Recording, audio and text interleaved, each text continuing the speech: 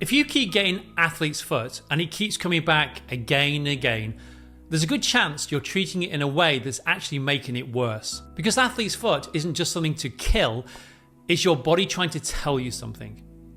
And in this video, I'm going to show you how to treat it properly with natural remedies using homeopathy, including the 6 key remedies you can start using today.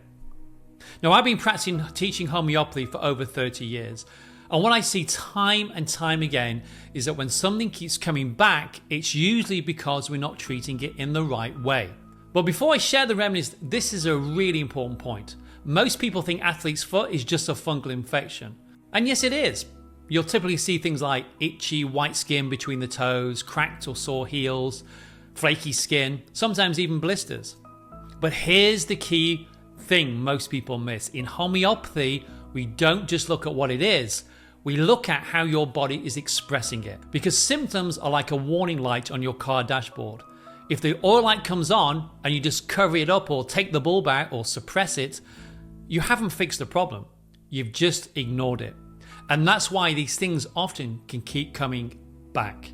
Now, before we get into the remedies, you've got to fix the environment, because athlete's foot absolutely loves the warmth, moisture, sweaty conditions. So a few simple things can go a long way, such as dry your feet properly, especially between the toes. Let your feet breathe as much as possible, and change your socks daily. And also try not to stay in shoes all day. Even just doing that consistently can make a huge difference. Alright, now let's get into the remedies. And this is where most people go wrong, because they're looking for the one remedy for athlete's foot. But in homeopathy, there isn't just one remedy. There are different remedies for different people according to your symptoms. So as I go through these, just notice which one sounds the most like you. So the first one is burrito carb. And this is often really helpful for children or older people or people with low vitality. Maybe a bit shy, lacking in confidence, but physically you'll see very smelly foot sweat, especially at night, with cold, clammy feet.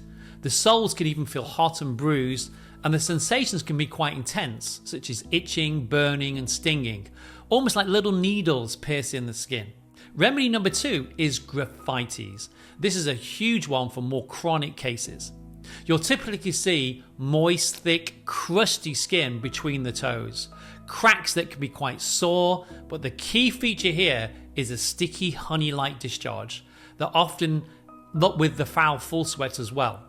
And the skin tends to heal quite slowly, so it's usually worse from heat and scratching, and you might even see nail changes, so like deformed or inflammation at the root of the nail bed.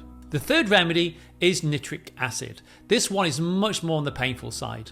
You'll see profuse, offensive foot sweat, skin that becomes really sore, almost corroded, and cracks between the toe that bleed easier. And the key sensation is they feel like they're walking on pins. The feet are very sensitive to touch, and you may notice that the nails again are distorted or yellow.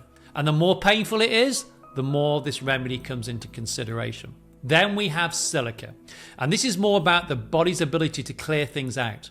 And you'll often see heavy foot sweat with a very strong odour. Their feet can be cold even in a warm room, and they get reoccurring fungal infections. It's like the skin doesn't heal well. The nails can be brittle and weak, and often people who need this remedy have quite a weak constitution and can't seem to heal, so it keeps coming back again and again. And finally, the remedy thuya. This is a really important remedy for fungal conditions, and you'll often see it a very strong foot odour, sometimes quite sweet or garlicky, a dry sensitive skin and brittle toenails, and there can be intense itching and burning, and the same needle-like sensations. It's often worse for damp and cold, and better with warmth.